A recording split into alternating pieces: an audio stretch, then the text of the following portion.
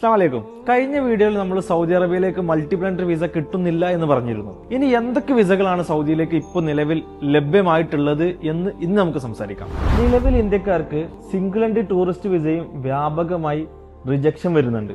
എന്നാൽ അതിനു പകരമായി ഇ സ്പോർട്സ് വേൾഡ് കപ്പുമായി ബന്ധപ്പെട്ട ഈ വിസ ഈ മാസം 24-ാം തീയതി വരെയുള്ളൂ.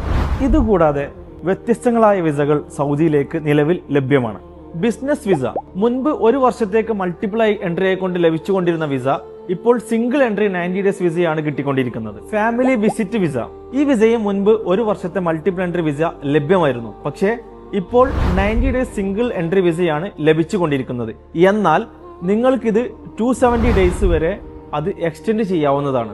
പേഴ്സണൽ വിസിറ്റ് വിസ, നിങ്ങളുടെ പരിചയത്തിൽ സൗദി പൗരന്മാരോ അല്ലെങ്കിൽ സ്ഥാപനങ്ങളുടെ ഉന്നത പൊസിഷനിലുള്ള ആളുകളോ ഉണ്ടാവുകയാണ് എങ്കിൽ അവർ നിങ്ങൾക്ക് ഇൻവിറ്റേഷൻ അയച്ചാൽ നിങ്ങൾക്ക് പേഴ്സണൽ വിസിറ്റ് വിസ കരസ്ഥമാക്കാവുന്നതാണ്. അതും സിംഗിൾ എൻട്രി വിസയാണ്. ജോലി ആവശ്യാർത്ഥമാണ് എങ്കിൽ ഇക്കാമ എടുക്കാം. അതുപോലെ തന്നെ നിങ്ങളുടെ ഭാര്യമാരെയോ മറ്റു ബന്ധുമിത്രാദികളെയൊക്കെ കൊണ്ടുവരാൻ വേണ്ടി എന്ത് ചെയ്യാം, നിങ്ങളുടെ സ്പോൺസർഷിപ്പിൽ നിങ്ങൾക്ക് എന്ത് ചെയ്യാം, ഇക്കാമ ചെയ്യാം. അതുകൂടാതെ ഉംറ വിസയും ലഭ്യമാണ്.